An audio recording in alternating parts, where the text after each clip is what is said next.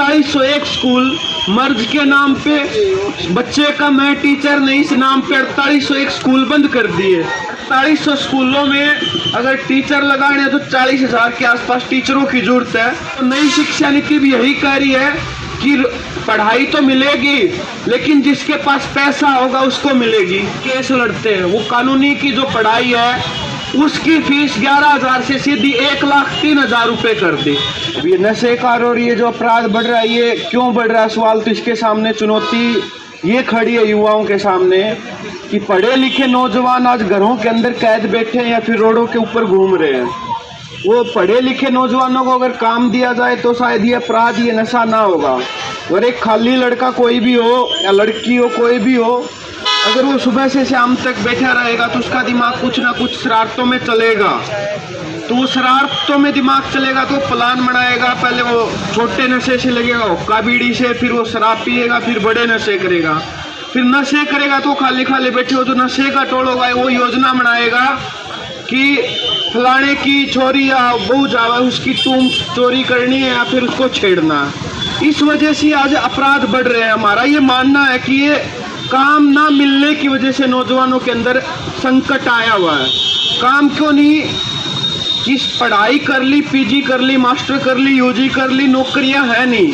अब नौकरियां तो सरकार खत्म कर रही है, सरकारी विभागों को, शिक्षा को खत्म कर रही है। अभी ये लड़े किसान पिछले दिनों जब ये काले कानून आए लॉकडाउन के दौरान, और किसानों ने जो आंदोलन कराया उसी दौर में नौजवानों के लिए भी, विद्यार्थियों के लिए भी एक नई शिक्षा नीति आई। और वो नई शिक्षा नीति क्या है उसको समझने की जरूरी है। हर जगह उसकी वाहवाही कर रहे हैं। आज भी खट्टर साहब आड़ा जेजीयू के अंदर उसकी वाहवाही करने आए हुए हैं। नई शिक्षा नीति विद्यार्थियों का स्वरूप बदलेगी, लेकिन उस नई शिक्षा नीति के इफेक्ट क्या होंगे वो समझने की जरूरत है। हरियाणा में तो नई शिक्षा नीति का असर हमें देखने को मिल रहा है कि हरियाणा के 4801 स्कूल मर्ज के नाम पे, बच्चे का मैं टीचर नहीं इस नाम पे 4801 स्कूल बंद कर दिए। और 4801 स्कूल बंद कर दिए, उसके साथ विद्यार्थियों की पढ़ाई भी खत्म हो गई और उसके साथ साथ रोजगार है वो भी खत्म हो गया। 4800 स्कूलों में अगर टीचर लगाने तो 40,000 के आसपास टीचरों की जरूरत है, लेकिन सरकार लगाना नहीं चाह रही। और वो 40,000 टीचर कौन होंगे? आपके परिवार से हमारे जैसे नौजवान होंगे जो पढ़े लिखे हुए, बीएड एमएड करे हुए स्टूडेंट हैं, सीटेट टेस्टेट पास हुए।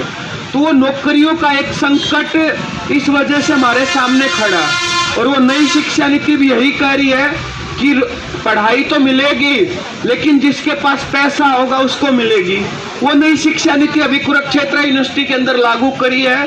जिस यूनिवर्सिटी के अंदर मैं पढ़ता हूँ उस यूनिवर्सिटी के अंदर पिछले 1 साल से वो नीति लागू है।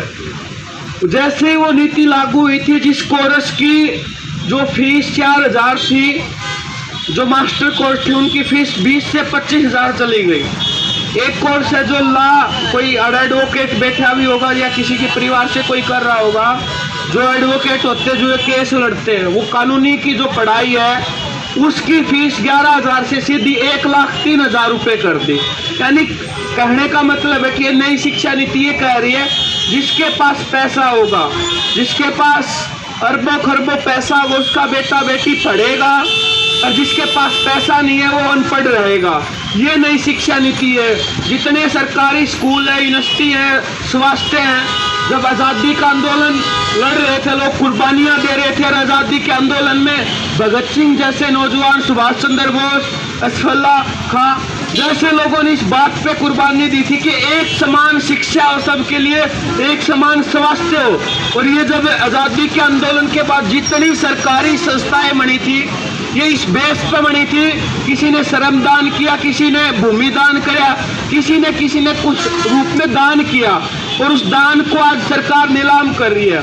जितने सरकारी स्कूल गांवों के अंदर देखोगे, यूनिवर्सिटियां देखोगे, उनके अंदर कहीं भी जाओगे तो उन बिल्डिंगों पे नाम प्लेट पा जाएंगी कि फलाने की याद में ये कमरा, ये बिल्डिंग बनाई गई, और वो फलाने ने जमीन दान करी, उसने पैसे दिए, उस ढांचे से ये खड़ा हुआ था और जनता ने इसको खड़ा किया था कि ये खड़ी चीज तो हमने कर दी लेकिन ये चलाना, ये ढांचे गति सरकार जिम्मेदारी ले ले, सरकार के हवाले वो संपत्तियां कर दी थी।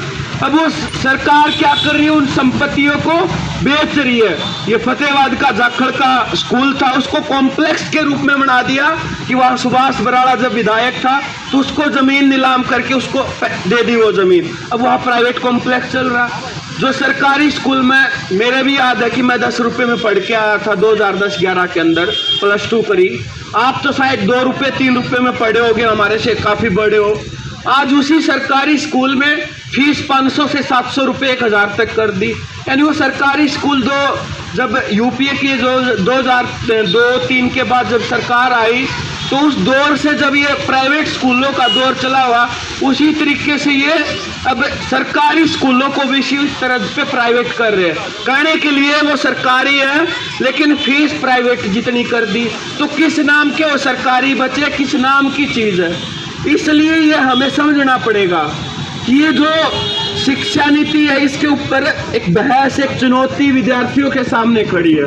इस चुनौती के अंदर एक तो रास्ता है कि हम अपने घर बैठ जाए हाथ पे हाथ धर के, एक रास्ता है संघर्ष का, जो डॉक्टर BR अम्बेडकर ने कहा था कि शिक्षित बनो, संगठित रहो, संघर्ष करो। अब उस रास्ते को अपनाना है कि घर में बैठना, ये हमें तय करना पड़ेगा। इसी बदौलत से आज इस खुली हवा के अंदर हम उन लोगों की वजह से सांस ले रहे हैं। वो बहुत सारे लोग थे, सावित्रीबाई फुले, ज्योतिबाई फुले, डॉक्टर BR अम्बेडकर, आजादी के जो उधम सिंह है, करतार सिंह सराभा। अब उनकी विरासत को अगर बचाना है तो हमें संगठित होकर आंदोलन लड़ना पड़ेगा।